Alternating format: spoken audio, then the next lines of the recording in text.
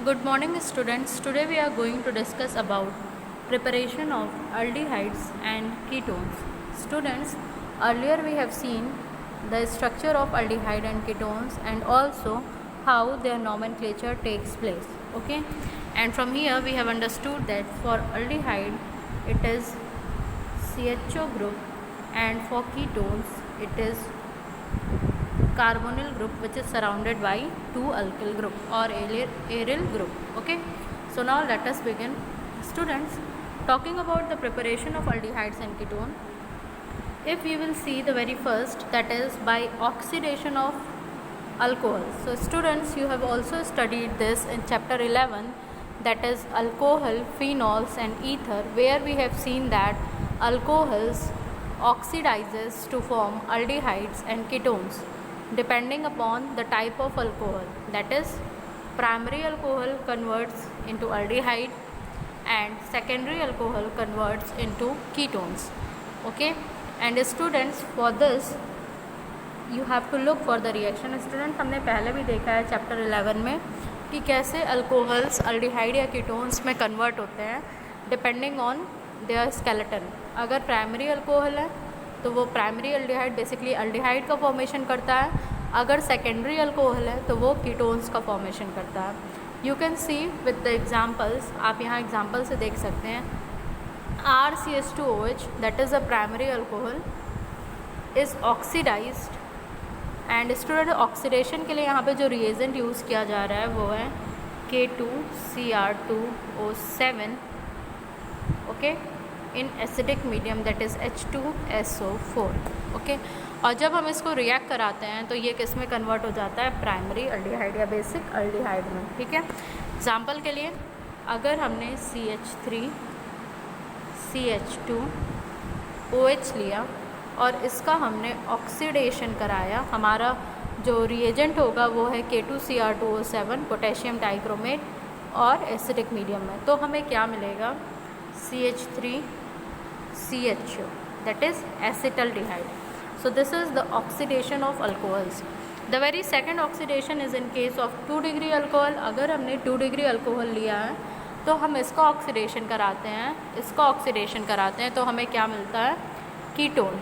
Okay, so students, you are seeing here that we have taken CH3CHOH CH2CH3. okay, that is butane 2-ol, and we are reacting it with K2Cr2O7 and H2SO4 and it forms butane 2-one. okay, now students, one more reaction are there from which we can form aldehydes and ketones.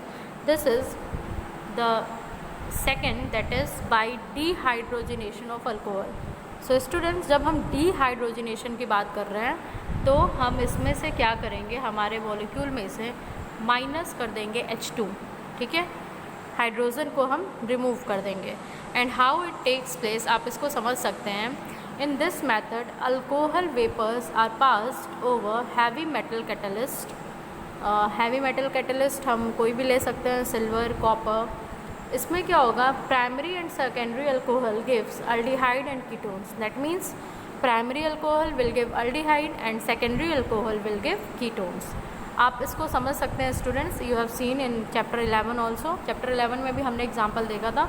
Suppose करिए हम कोई alcohol लेते हैं, that is CH3CH2OH. Okay students, और इसका हमने क्या कराया? Reduction is basically dehydrogenation. किसके प्रेजेंस में? कॉपर. और टेम्परेचर हमें क्या चाहिए? 573 केल्विन. ठीक है, तो इस टेम्परेचर पे और कॉपर के प्रेजेंस में, मतलब हमारा जो भी हैवी मेटल कैटलिस्ट है, क्या हो जाएगा? अगर प्राइमरी है तो हमने देखा हमारा जो रिएक्टेंट है वो क्या है? प्राइमरी अल्कोहल है. तो हमें जो प्रोडक्ट मिलेगा वो क्या मिलेगा? अल्डिहाइड. तो हमें क्या मिल जाएगा? CH3CHO, that is acetaldehyde. And students, if we use secondary alcohol, अगर हम सेकेंडरी अल्कोहल यूज़ करते हैं, you can see here, suppose we are using CH3CH3OH, that is 2 degree alcohol, and we are reacting it with copper in the presence of 573 Kelvin, that is its reduction is taking place. Then what will happen? Ketone will form.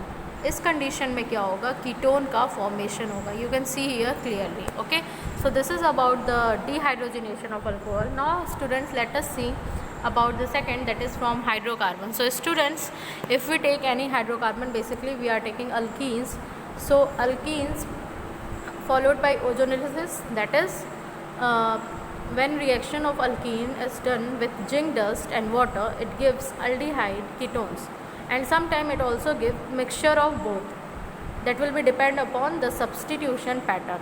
So suppose the students, we are taking an alkene, we have taken an alkene and we are reacting it with ozone molecule.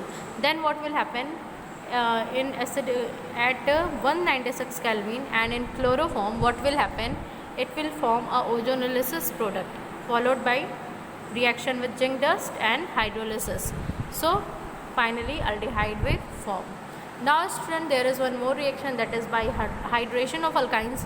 अगर हम alkynes का hydration करते हैं, in the above we have taken alkenes, और इस reaction में हम क्या करेंगे? अल्काइंस को लेंगे. सो स्टूडेंट्स, इनके केस में क्या होता है? Addition of water to ethyne in the presence of H2SO4 and HgSO4 give acetaldehyde. जब भी हम इथाइन का रिएक्शन कराते हैं H2SO4 that is sulphuric acid and HgSO4 that is mercuric acid के बीच में, तो क्या होगा? हमें एसिटल्डिहाइड प्रोडक्ट मिलेगा. You can see this in here in this reaction. आप यहाँ देख सकते हैं स्टूडेंट्स, यहाँ पे हमने एक इथाइन मॉलिक्यूल लिया है और इसको हम H2SO4 HgSO4 के साथ रिएक्ट करा रहे हैं, तो ये हमें क्या मिल रहा है? Acetaldehyde. But students, higher alkynes will give ketones. मतलब अगर हम यहाँ पे प्रोपाइन का यूज़ करते हैं, you can see here we are taking propyne and the medium is having H2SO4 and HgSO4, then what happens? Propanone, that is a ketone is formed.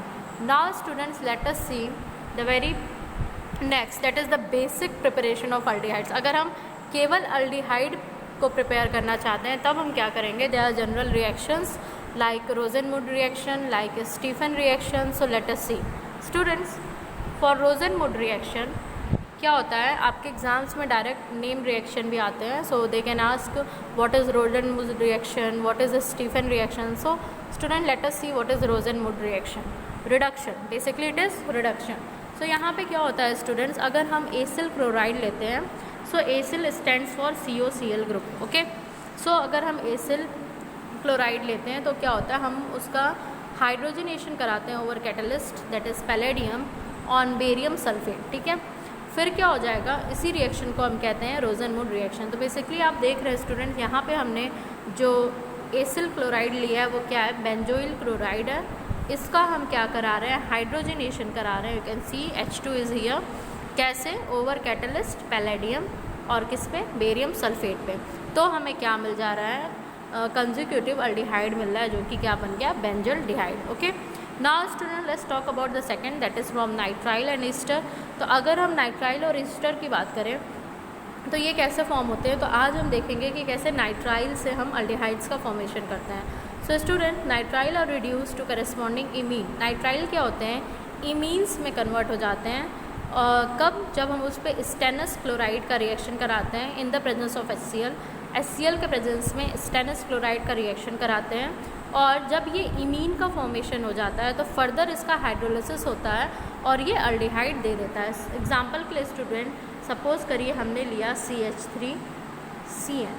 ठीक है, और इसका हमने रिएक्शन कराया स्टेनस क्लोराइड SnCl2 के साथ इन द प्रेजेंस ऑफ HCl. ठीक है, तो क्या होगा? ये इमीन का फॉर्मेशन करेगा. Basically imine will be CH3CHNH.